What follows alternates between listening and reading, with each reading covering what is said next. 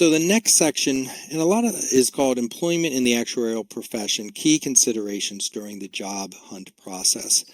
And years ago, I used to call this like things that the, societies don't tell you about the career, just to kind of capture people's attention. But it's somewhat true. And that there are some considerations that, it's not the job of the societies, to get this information out here, but you learn it as you go. And it's kind of nice to know it up front. So some of the key considerations are, what product area should I work in? And there are some pros and cons to the various product areas, generally speaking. Then, as I kind of alluded to, there's core versus non-core considerations. And then, insurance versus consulting. So I'm going to take these one by one and just sort of bring you through this, because some of it is, maybe new information that you haven't considered before, and that, frankly, well, it's in my book, but I don't think it's publicized all that much. All right. The first comment is, it's important early in your career to know that where you start your actuarial career from a product standpoint is likely where you'll finish it. Now, in theory, that shouldn't be the case. Your skill sets that you're learning are such that you should be able to, do life for 5 years and then, move to commercial lines and then move to healthcare, things of that nature. But in reality, there is an early channeling into an area of subspecialization that, if you think about it, makes perfect sense. And I'll get to that in a second. This table here just sort of shows in the U.S. A breakdown of the percentage of actuaries within each of the major product areas, kind of grouped together a little bit to get this. So you see it's pretty evenly split. If you add in the P&C work, that's about 25% as well. Okay. So the reason why there's difficulty in switching between product areas is that as your compensation rises, your ability to switch product areas declines, and pretty rapidly. And the reason for that is you've started to become an expert in a certain area. And so if you are looking to be hired by an employer, your chance of being hired is much higher if you're a life actuary and you're staying within the life area, because, well, you're bringing expertise. When they look to hire you into that life pricing position, let's say, they are like, oh, he or she knows what they're doing. It's an easy onboarding process. So they're busy. They want you to come in and have the right skill set right out of the gate, that you understand the products, that you've done that pricing before, that type of thing. So it becomes a much easier hiring decision, matching what the company's needs are for that position and your skill set. So an example is that if you have 5 applicants for one life pricing job and 4 of them have life pricing experience, and you're a health pricing actuary, for example, those other 4 are going to get the first call, right? Or the first outreach on LinkedIn or what have you. And so you probably won't ever get out of the starting gate unless there's some sort of extenuating circumstances. Even then it may be difficult. So I think that makes sense to you, but it's something that a lot of early actuaries and actuarial students don't consider. And I'm stating this now because I want you to be thinking about some of the differences between these product areas. All right, and that's what this slide is. So really, the reason why it's important is it kind of comes down to, if you can, look ahead and think through, yes, what product areas interest me? That's super important. but also how important to me is employment or geographic rather flexibility to work in a variety of different cities. You may not know that. That might change. You might get married, something like that.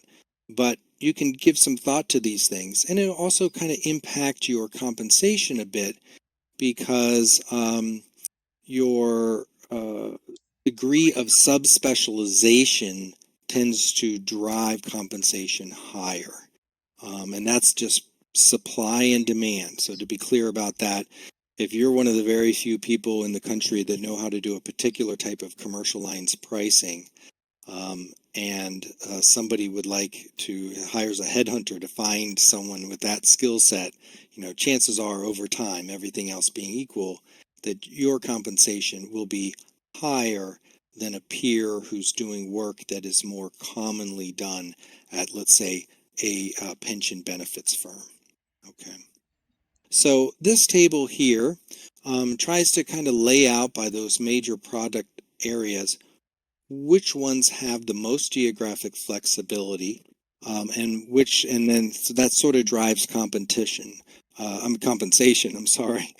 Um, so to illustrate a little better, um, pension and retirement actuaries, that work, while client driven, is is a lot more the same from firm to firm, client to client. It'll vary, but it's generally the same type of, let's say, valuation work or things of that nature. And so the geographic flexibility is high. You have these types of consulting firms, they're both large firms that we all know, the household names, and then there's also sort of smaller firms in lots of cities. And so, as a result, all things being equal, the compensation as a pension or retirement benefits actuary is modestly, lower than a peer at, let's say, a commercial lines company. But as I discussed previously, if you're a commercial lines actuary, you're gonna, more likely be moving geographically because there's only, one or two insurance companies in some of these major cities that do that type of work or that are appropriate, and you don't want to take a step back in terms of compensation, and so you want to kind of think about that. So just looking at this table, you go life and annuity. There's a lot of metropolitan areas that are kind of larger. The compensation's very competitive. Same with the healthcare side. You have a little consideration with the pension and retirements. If you really want the largest and the best geographic flexibility, that's a great way to go. And if you're more maybe compensation driven, then commercial lines might be something that you should consider, especially if you don't mind moving. And I just kind of posted this same slide here just for you to take a look at again. I might almost comment, I'll just go back here, like there still is also like some of the largest employers are here in this central Midwest area and this mid-Atlantic up to Boston area too. So you see a lot more red that, like in general Florida or Texas, it doesn't have a tremendous amount of actuarial hiring compared to, the greater Chicago area, Minneapolis, New York, metro area, things of that nature. Okay, so another thing to consider, and it's really, I think, quite important throughout your career, is kind of core versus non-core products. And then I'll kind of get into the functions, which I touched on earlier. So there are core products and there are sort of non-core products. And by core, what I mean is it is an individual life, for example, individual life policy. Those are very widespread. There's a lot of companies that are putting out a variety of individual life and individual annuity type products. Those are core products. Group life, for example, is sold through employers and other associations and things of that nature. It's sold at a far fewer number of insurance companies. And so from a marketability standpoint, if you're working on core products, and I'll show you a table in a second, that gives you more flexibility in your career, more options in your career.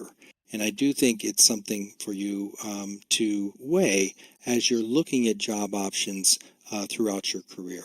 And obviously, as I note here, some exceptions may apply. And again, I'll comment. I'm talking in generalities, so there's always exceptions. So then there's core functions. Things like pricing and reserving are core. Dividends or agent compensation, those types of functions, you may rotate through those areas, or that could be your position. And there's far fewer companies that are paying dividends, mutual companies paying dividends, or large companies obviously might have actuaries working, with a strong emphasis on agent compensation. But if it's a real focus of yours, it is just something that's not as valued at a large number of employers. So what I have here, and this is in my book too, all this material is basically in my book, which again is free, is just a table here by product area: healthcare, and looking on the left, healthcare, life and annuity, retirement. And you see, within healthcare, group health and managed care, HMO, PPO, those types of things are core, right? Individual health policies or group non-medical, like long-term care, group life, critical illness, those things are non-core. So there's fewer employers working in that space. On the life and annuity side, it's the individual products are the core, and the non-core are the group. So it's kind of the reverse, right? Versus healthcare. And then in retirement, the core products for these consulting firms are defined benefit work and group health benefits. And the non-core are things that are like defined contribution and Medicaid. Personal lines, core products, auto, home, umbrella, non-core, travel and surety. And then commercial lines, property, GL, business owners, non-core, things like warranty, crop insurance, directors and officers, things of that nature. So I hope that makes sense. It does not mean that there isn't a fantastic career being a commercial lines warranty, actuary, and you could spend 10 years there. I just want you to know that it's something that as you look to potentially leave that employer, it'll be more challenging for you to find an employer who is putting a lot of putting as high a value on that as you might want them to. Okay, insurance versus consulting. I know this is probably a hot topic for a lot of people, so I'll give a quick overview and some key considerations. So all pension and health benefits jobs are consulting in nature. I want to tell you that the stereotype of an actuarial consultant working 80 hours a week, getting no study time, while the insurance actuary, works 40 hours a week and, gets lots of study time, it's really not that accurate. I think the most important variable is neither insurance nor consulting. It's really your boss and your boss's boss, the culture there. The staffing levels, are they chronically short-staffed, things of that nature. So I think that when evaluating this, you want to look beyond the stereotypes and, talk to the individuals that are there. I know the consulting firms have, recognized that they might lose some talented people because of some of these beliefs, and while there may be some truth to them, sometimes they do their best to retain talented actuaries by giving them reasonable levels of work and study time for their actuarial exams. So a key consideration is, do you want to work with clients? And it's really, I think, a personal choice, a gut feeling. Do you think you'd like to be involved in that type of client work? Ultimately, might be responsible for business presentations and selling the actuarial services of your office of the firm. Is there a quality of life trade-off with consulting? I'm going to give this a firm maybe. As a consultant, you may have less time at home due to seasonality or, travel. It is, of course, a client comes first environment. But again, your boss is the most important variable here. But as I point out, consulting firms know as well as anybody, turnover is costly. And so they really have made, for a long time now, efforts to work from home options, more flexible work schedules, and providing ample study time. They want you to pass those exams, right? They do. You get to bill at a higher rate as you get your associateship or fellowship.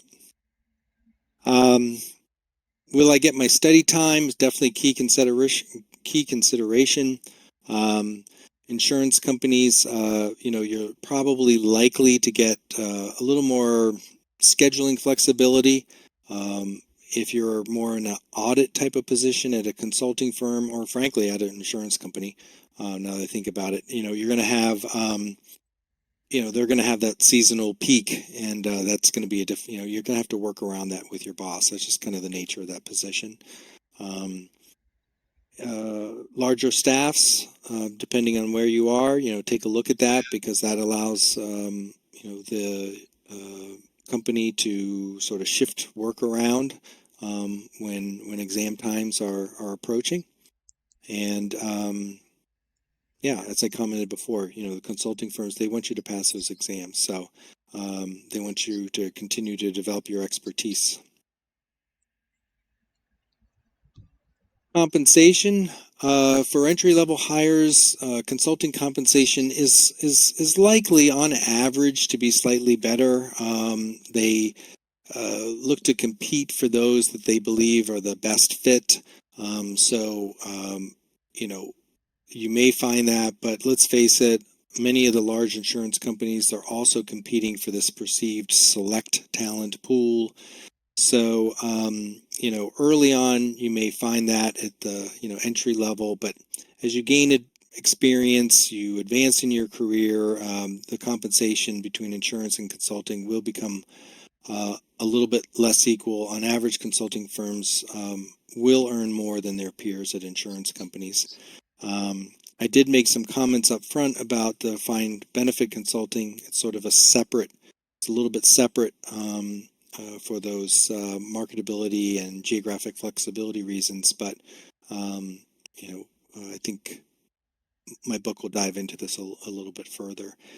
Ultimately, and I can't stress this enough, ultimately, compensation depends on your individual performance. It really, the cream rises to the top, so to speak. And if you're going to, be the first one in and the last one out, and you're going to be really focused on moving up the ladder, or driving some of your consulting assignments to or pushing forward on those and advancing your career, then the compensation will take care of itself. So it's a very high paying profession, and so I think you can kind of relax about that. I did mention that I just kind of mentioned, other sort of career and exam options. Investment careers, I would generally say, look, if you're early on and you really think you're interested in an investment career, I don't think actuarial is the best path to get there. I talk a little bit more about it in my book, well, actually a fair amount. But I'll just sort of, for this presentation, just leave it at that.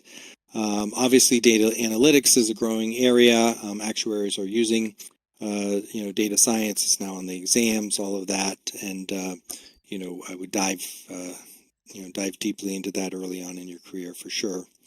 And there's other degrees that you could pursue, but frankly, it's experience that matters at the end of the day, and that's what you really want to focus on.